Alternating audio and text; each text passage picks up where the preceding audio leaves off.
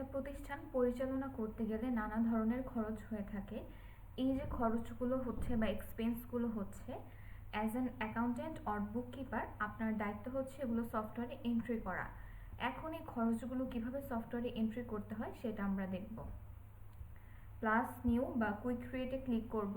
Click করার পর আমরা সাপ্লায়ার দেখতে পাচ্ছি। সাপ্লায়ারের আন্ডারে এখানে যে এক্সপেন্স আছে, আমরা এক্সপেন্সে চলে যাব। আমি এক্সপেন্সে ক্লিক করলাম।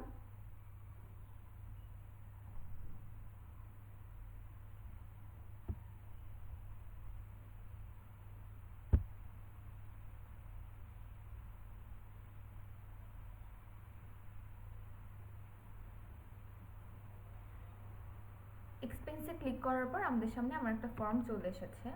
সো আমরা এখানে দেখব এখানে কি কি ইনফরমেশন চাচ্ছে। ফার্স্টে আমরা এখানে দেখতে পাচ্ছি পেই চাচ্ছে। এই যে আমাদের খরচটা যে হলো, আমরা তো কোনো ব্যক্তিকে টাকাটা দিব বা কোনো প্রতিষ্ঠানকে টাকাটা দিব, তো যেই ব্যক্তিকে টাকাটা দিব বা প্রতিষ্ঠানকে টাকাটা দিব তারাই হচ্ছে মূলত পেই। এখন এখানে পেইটা হচ্ছে ম্যান্ডেটরি না, ইটস টোটালি অপশনাল। আমরা যদি চাই দিতেও পারি, আবার নাও দিতে পারি, বাট দিলে ভালো। আমি যখন ইন ফিউচার এটা দেখব, আমি তাহলে বুঝতে পারবো যে অ্যাকচুয়ালি কাকে আমি পেমেন্টটা দিয়েছিলাম। এখানে হচ্ছে পেমেন্ট অ্যাকাউন্ট।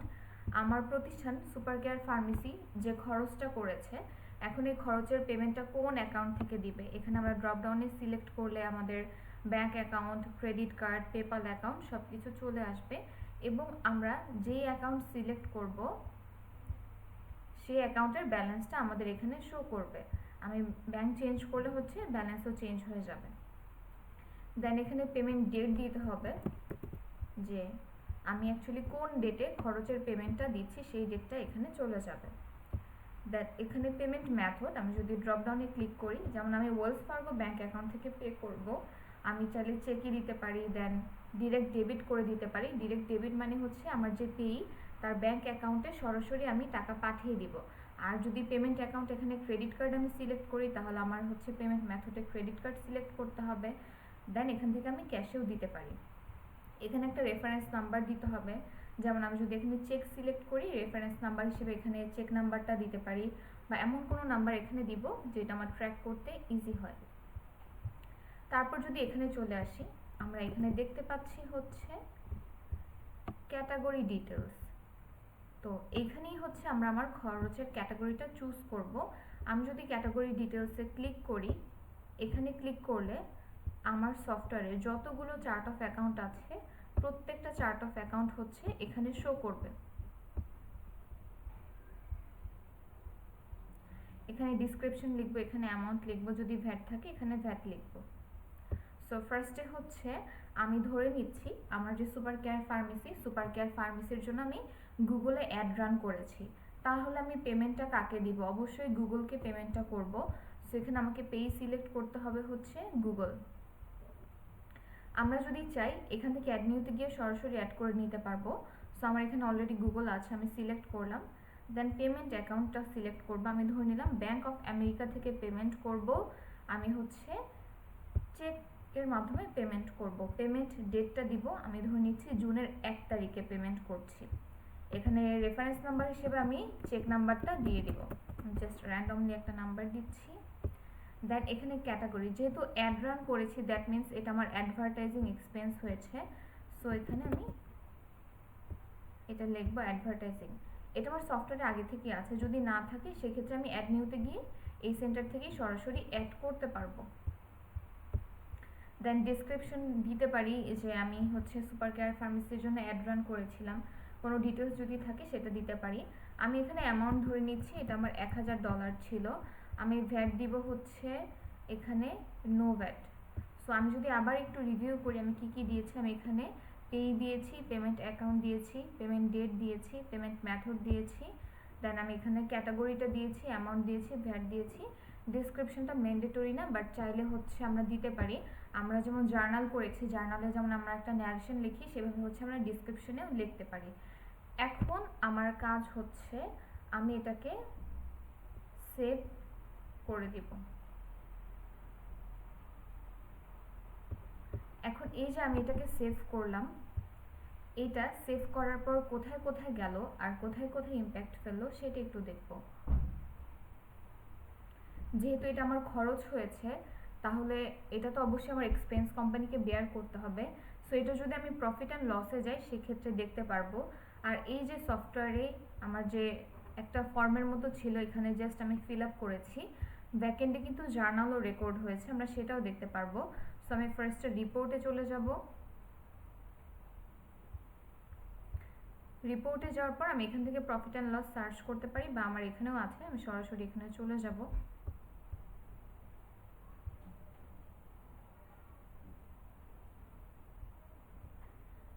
এখানে আসার পর এই যে অ্যাডভার্টাইজিং দেখতে পাচ্ছি, এখানে $2500 আছে, বাট আমি যদি এখানে ক্লিক করি, আমি এর আগেও রেকর্ড করেছিলাম, এখনও রেকর্ড করেছি, সেটা এসেছে।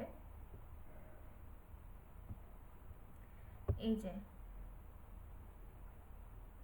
আমি যে আজকের ডেটে করেছিলাম অ্যাডভার্টাইজিং, এই যে ডেট দিয়েছি 1/6/24, এই যে চেক নাম্বারটা দিয়েছিলাম, নেম হচ্ছে গুগল, দেন অ্যাকাউন্ট হচ্ছে ব্যাংক অফ আমেরিকা থেকে পে করেছি, এটা এখানে চলে এসেছে।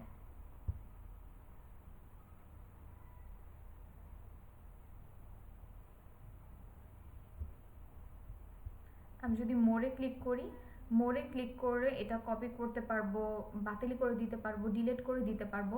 এখন এই যে এক্সপেন্সটা রেকর্ড করলাম, এটা তো হচ্ছে আমি রিপোর্টে এটার ইম্প্যাক্ট দেখতে পেলাম। তো আমরা তো জানি কুইকবুকস হচ্ছে ব্যাকএন্ডে প্রায় 70%-এর মতো জার্নাল রেকর্ড করে থাকে। সো আমি যদি এখন ট্রানজাকশন জার্নালে ক্লিক করি, আমি এটার জার্নাল এন্ট্রিগুলো দেখতে পারবো।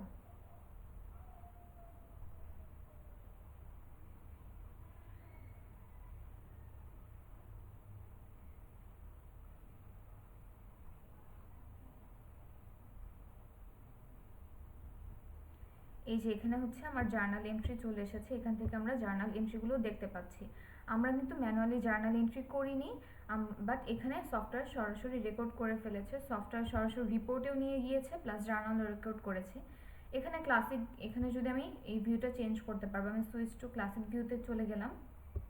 এখন হচ্ছে এই যে এটা অন্যভাবে দেখতে পাচ্ছি, এই যে ব্যাংক অফ আমেরিকা ক্রেডিট হয়ে যাবে, অ্যাডভার্টাইজিংটা হচ্ছে আমার ডেবিট হয়ে যাবে, কারণ আমার ব্যাংক অ্যাকাউন্ট থেকে হচ্ছে টাকাটা চলে গিয়েছে আর আমার এক্সপেন্সটা হচ্ছে বেড়েছে।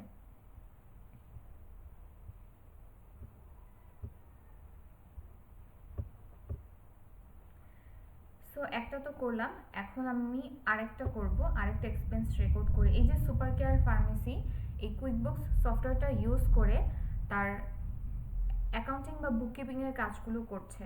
তো দেখা যায় তাকে তো সাবস্ক্রিপশন দিতে হবে একটা নির্দিষ্ট সময় পর পর। তো কুইকবুকসকে যদি সাবস্ক্রিপশন দেয়, তাহলে এখানে পেই আমরা কি লিখতে পারি, এখানে পেই আমরা কুইকবুকস লিখতে পারি, অথবা কুইকবুকস তো আমরা জানি ইনটুইটের একটা প্রোডাক্ট, তাই না? সো এখানে অ্যাড নিউতে গিয়ে হচ্ছে আমরা পেইটা এখানে ইনটুইটও লিখতে পারি, যেমন আমি এখানে ইনটুইট লিখলাম, এখানে সেভ করব। সো ইনটুইট থেকে আমি যেমন কুইকবুকসের সাবস্ক্রিপশন নিয়েছি, তাহলে আমার এখানে ক্যাটাগরি কি হবে, খরচের ক্যাটাগরি হচ্ছে আমার সাবস্ক্রিপশন হবে। আমি এটা সিলেক্ট করব, আমি আগে দেখব এখানে সাবস্ক্রিপশন আছে কিনা। আচ্ছা, সাবস্ক্রিপশন অলরেডি আছে, যদি না থাকতো আমি অ্যাড নিতে গিয়ে অ্যাড করে নিতাম। দেন এখানে অ্যামাউন্ট দিব, আমি ধরে নিচ্ছি অ্যামাউন্ট হচ্ছে $500। এখানে ভ্যাটের জায়গায় নো ভ্যাট দিব। দেন আমি এটা কোন ব্যাংক থেকে পে করব, আমি ধরে নিচ্ছি ওয়েলস ফার্গো ব্যাংক থেকে পেমেন্ট করব। পেমেন্ট মেথড হচ্ছে, আমি এখানে দিয়ে দিলাম চেক, এখানে একটা রেফারেন্স নাম্বার দিয়ে দিব, এখানে ডেট দিতে হবে, আমি ধরে নিলাম জুনের 10 তারিখে আমি পেমেন্টটা করেছি। সো ফার্স্টে কি কি দিলাম, পেই দিয়েছি, ইনটুইট পেমেন্ট অ্যাকাউন্ট দিয়েছি, এই অ্যাকাউন্টের ব্যালেন্সটা চলে এসেছে। এই ব্যালেন্স থেকে কিন্তু এই যে 500 মাইনাস হয়ে যাবে, কজ এটা যেহেতু আমার এক্সপেন্স হচ্ছে, আমি এই ব্যাংক অ্যাকাউন্ট থেকে আমার এক্সপেন্সটা পে করছি, তাহলে আমার অ্যাকাউন্ট থেকে টাকাটা চলে যাবে। দেন এখানে পেমেন্ট মেথড দিয়েছি চেক, রেফারেন্স নাম্বার দিয়েছি, ক্যাটাগরি দিয়েছি, কোন কোন খাতে অ্যাকচুয়ালি আমার খরচ হয়েছে সেটাই হচ্ছে আমার ক্যাটাগরি। ক্যাটাগরি হচ্ছে সাবস্ক্রিপশন, এখানে অ্যামাউন্ট, ভ্যাট দিয়েছি নো ভ্যাট, এবং এই অ্যামাউন্টটা হচ্ছে আমার এখানে টোটাল অ্যামাউন্টে চলে এসেছে। এখন জাস্ট আমি 7, এখানে আমরা যদি দেখি 7 ক্লোজ আছে, 7 নিউ আছে, এবং শুধু সেভ আছে। আমরা কখনোই শুধু সেভ করব না, আমরা যদি সেভ করি সেক্ষেত্রে এটা সেভ হবে, এটা ড্রাফটে সেভ হয়ে থাকবে, এটা আমাদের রিপোর্টে কোথাও ইম্প্যাক্ট ফেলবে না। শুধু সেভ করা যাবে না, আমরা সেভ অ্যান্ড ক্লোজ দিতে পারি, সেভ অ্যান্ড নিউ দিতে পারি। সো আমি সেভ অ্যান্ড ক্লোজ করে দিলাম।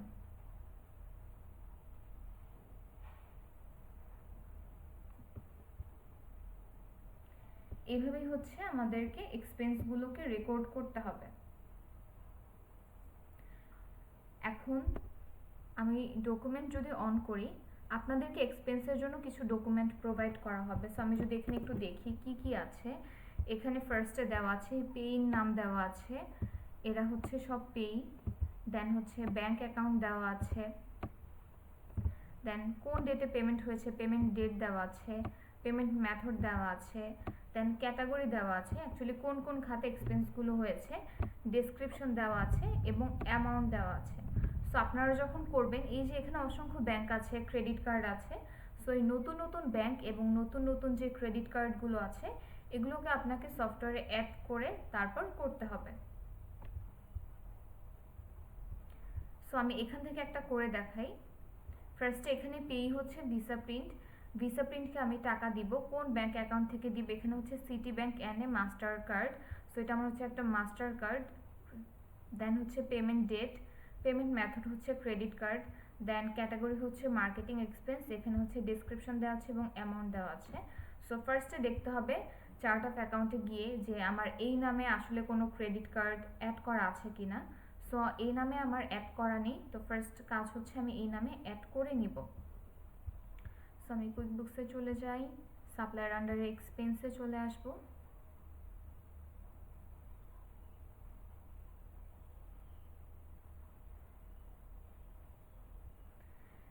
এক্সপেন্সে আসার পর আমাকে পেই সিলেক্ট করতে হবে। সো আমরা একটু দেখবে এখানে পেই কে ছিল, পেই ছিল হচ্ছে ভিসা প্রিন্ট।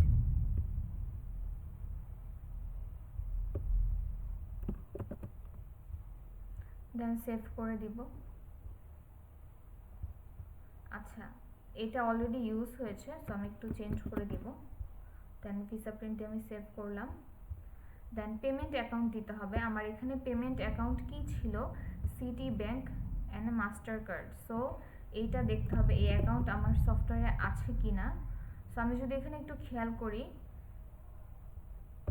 এটা নিয়ে আমাকে অ্যাড করে নিতে হবে। এটা হচ্ছে একটা ক্রেডিট কার্ড, সো আমি ক্রেডিট কার্ডের আন্ডারে অ্যাড করব। অ্যাকাউন্ট টাইপ হচ্ছে ক্রেডিট কার্ড, তো লায়াবিলিটি, বাট এখানে সরাসরি যেহেতু ক্রেডিট কার্ড দেওয়া আছে, সো আমি এই ক্রেডিট কার্ড সিলেক্ট করব এবং ডিটেল টাইপেও আমার ক্রেডিট কার্ড চলে এসেছে। এখানে নেমের জায়গায় এটা দিয়ে দিব। দেন এখানে একটা ব্যালেন্স দিব। ব্যালেন্স দেওয়ার জন্য এখন প্রশ্ন হচ্ছে কোন ব্যালেন্সটা দিব। সো আমি যেহেতু এক্সপেন্সটা রেকর্ড করব, এখানে যে ব্যালেন্সটা দেওয়া আছে তার থেকে একটু বাড়িয়ে ব্যালেন্স দিব। এখানে যেই ডেট আছে এই ডেটটা দিব, বা তার আগের কোনো বা প্রিভিয়াস কোনো ডেট দিব এখানে। সো এখানে 3/15/23 আছে, সো আমি এখানে ডেটটা দিব হচ্ছে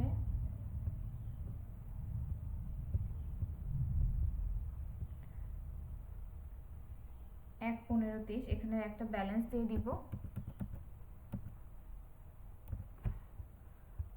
এখন আমি এটাকে সেভ অ্যান্ড ক্লোজ করে দিব।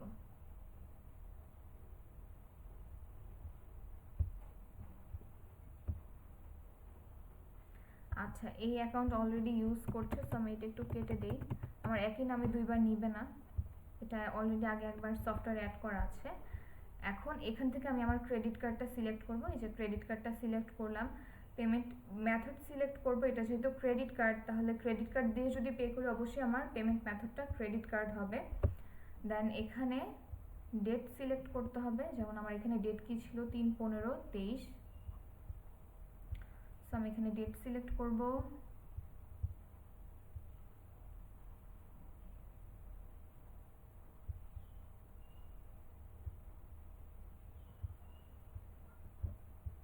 এখন ক্যাটাগরিতে কি যাবে, আমি যেই খাতে খরচ করেছি সেটাই মেইনলি ক্যাটাগরিতে যাবে। এটা হচ্ছে আমার মার্কেটিং এক্সপেন্স। সো এই নামে দেখব আমার কোনো চার্ট অফ অ্যাকাউন্ট আছে কিনা। আমার অলরেডি আছে মার্কেটিং এক্সপেন্স। এখানে ডেসক্রিপশন দিতে হবে, এই ডেসক্রিপশনটা আমি কপি করব, কপি করে এনে আমি এখানে ডেসক্রিপশনে দিব। দেন এখানে অ্যামাউন্ট দিতে হবে, আমার এখানে অ্যামাউন্ট কত আছে, $1400। আমি এখানে অ্যামাউন্ট দিয়ে দিব। এখানে আমার ভ্যাট হচ্ছে নো ভ্যাট। সো আমার সব ইনফরমেশন দেওয়া শেষ। এখন আমি এটা সেভ করে দিব।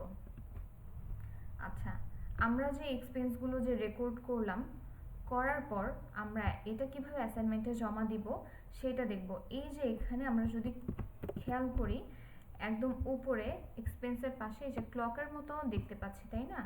আমি এখন এখানে ক্লিক করব। এখানে ক্লিক করলে আমি যতগুলো এক্সপেন্স করেছি আমার সবগুলো কিন্তু শো করবে। এই যে আমার যত এক্সপেন্স আমি রেকর্ড করেছি সফটওয়্যারে সব কিছু শো করছে। এখন আমি হচ্ছে এটাকে প্রিন্ট করব। প্রিন্ট করেই হচ্ছে মূলত এই যে এই পার্টটা প্রিন্ট করেই আপনারা এটা অ্যাসাইনমেন্টে জমা দেবেন। এটা আমি সেভ করে দিব। সেভ করে এক্সপেন্স নামে একটা ফোল্ডার হবে, সেই ফোল্ডারের আন্ডারে আপনারা এটা জমা রাখবেন। যেমন আমি নিউতে যাব, নিউতে গিয়ে একটা ফোল্ডার ক্রিয়েট করব। এই ফোল্ডারের নাম হবে হচ্ছে এক্সপেন্স, এবং এই এক্সপেন্স ফোল্ডারের আন্ডারে রেকর্ড করব। এটা নাম দেব অল এক্সপেন্স। দেন এটা জাস্ট আমি এখানে সেভ করে দিব। সো এইভাবে আমাদের এক্সপেন্স রেকর্ড করতে হবে। এখানে হচ্ছে আমি একটা করেছি, এখানে অসংখ্য এক্সপেন্স আছে, আপনারা সবগুলো আগে করবেন। করার পরে আপনারা এটাকে ডাউনলোড করে অ্যাসাইনমেন্ট ডকুমেন্টের সাথে জমা দিবেন।